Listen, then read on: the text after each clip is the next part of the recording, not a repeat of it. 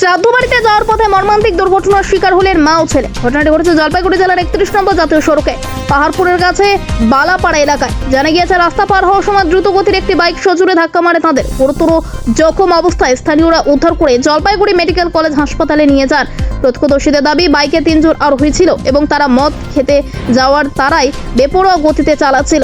দুর্ঘটনার পর একজন পালিয়ে যায়, তবে 2 জনকে আটক করে এলাকাবাসী। আহত মা ছেলের বাড়ি বালাপাড়া এলাকাতে। ঘটনার পর এলাকায় চাঞ্চল্য ছড়িয়েছে।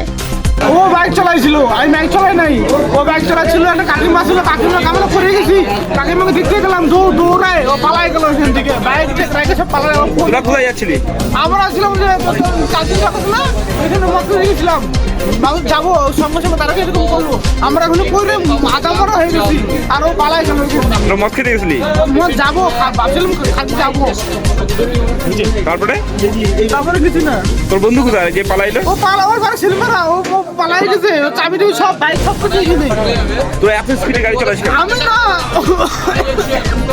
তোরা আমি চালাই না, কাকু ও চালাইছে। তোর নাম কি? আমার নাম রাজা বিশ্বাস।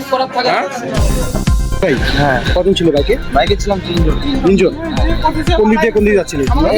এই যে তোমার তিস্তা ব্রিজের পাশ থেকে ছিলাম পাহাড়পুরের দিকে। কবে যাচ্ছিল? হ্যাঁ। স্পিডে ছিল বাইকটা তোমার?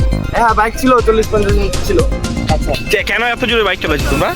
কেন? ও চালাচ্ছিল, সে চালাচ্ছিল, আমরা তো বসেছিলাম। আহত হয়েছে কয়জন তোমাদের বাইকে? বাইকে সব মিলে 3 জন, আর দিকে 2 জন 5 জন। আমরা 3 জন। শুনলাম যে কালকে যে ছেলেটা অ্যাক্সিডেন্ট হয়েছে সে নাকি তোমাদের বন্ধু হয়? কালকে যেটা অ্যাক্সিডেন্ট হয়েছে হ্যাঁ। সেটা বাড়িতে 5 নম্বর, আমাদের